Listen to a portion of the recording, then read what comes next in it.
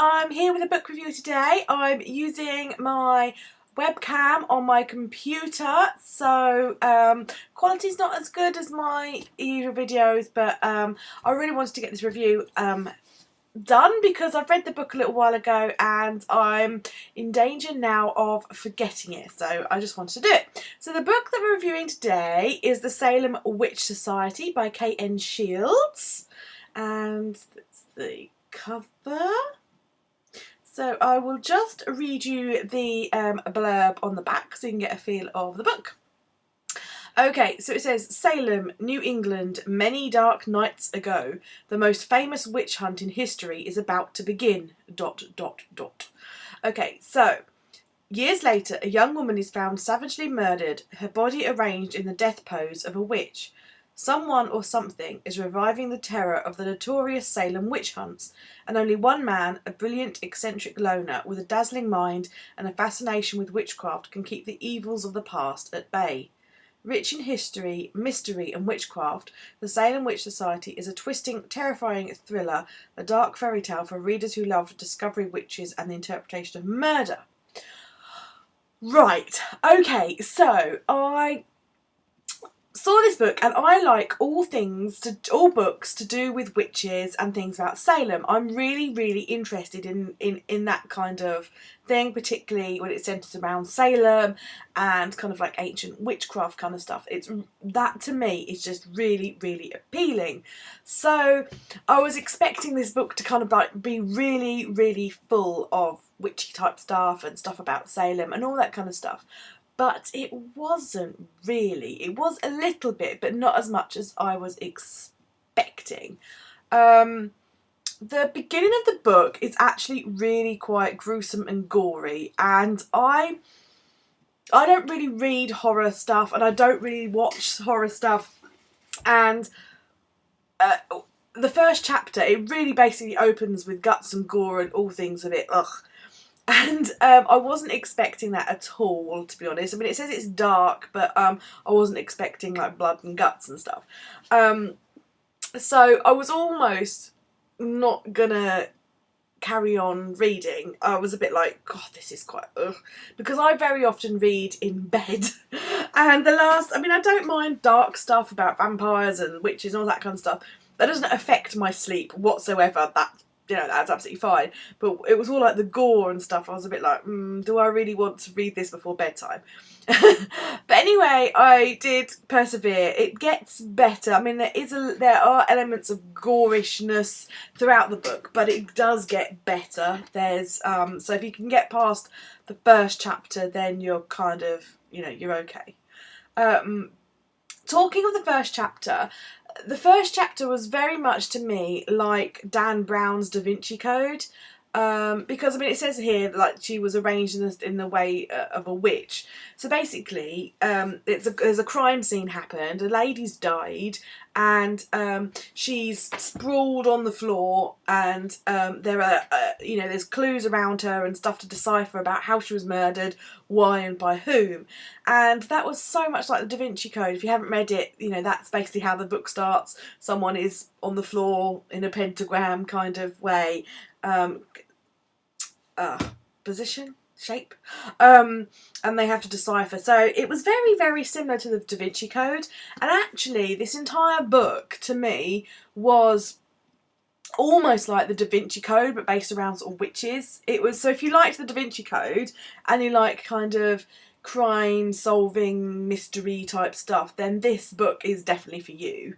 I can't tell what genre this is supposed to be in because I bought it from Amazon secondhand. It's got a sticker over the back which you can't really remove. Let's see if I could. No, it's not coming off. So I don't really know whether it's supposed to be more of a crime book or not. But it was definitely very much like the Da Vinci Code. So if you like Da Vinci Code, definitely one for you to check out, because the whole book basically is unravelling the mystery of how this woman was murdered and why and with what, by whom, and there are other murders that take place, and so it's kind of piecing it all together, but very much along the lines of the Da Vinci Code. I liked the Da Vinci Code, I have to say. The thing is, I read the entire book. I did read the entire book, and I did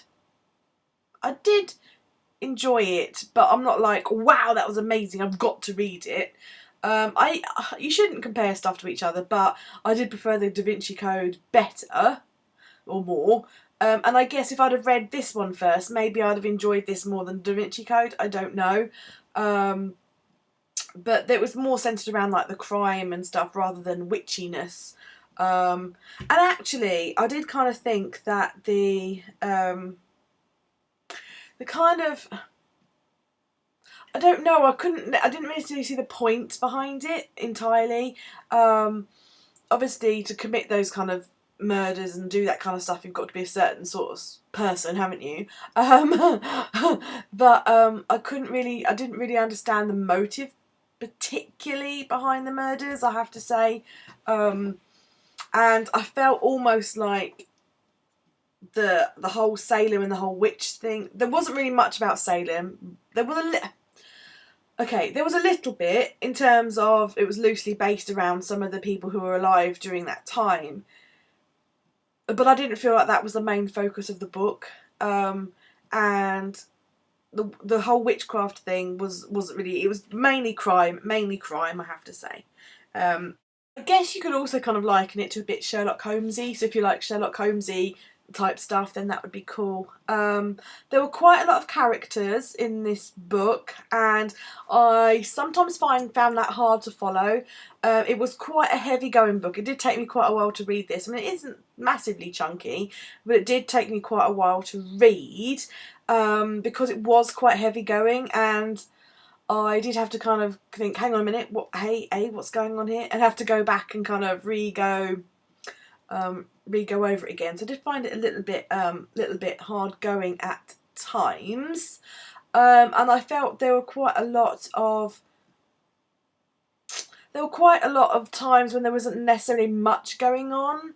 It was kind of padding, but then I guess they were just trying to solve the crime and didn't really have any leads. But yeah, a lot of characters, which at times was a bit like, oh gosh, that's a bit confusing.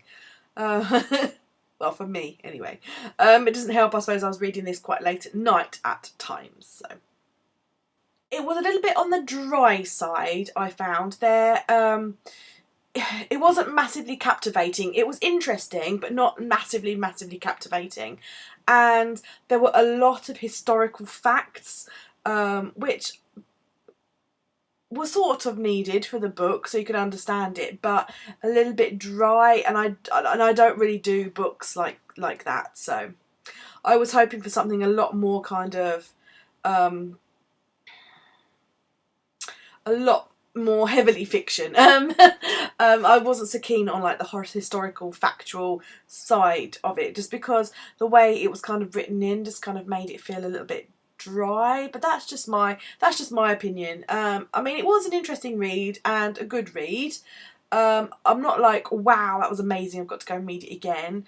But I would recommend it if you like your crime stuff or your mystery solving stuff. Then I think you'd probably really enjoy this book. So there we go. That was my review of the Salem Witch Society. Let me know if you've read this book and what you thought of it, because I'd be really interested to know your kind of take on it. So thanks for watching. Bye.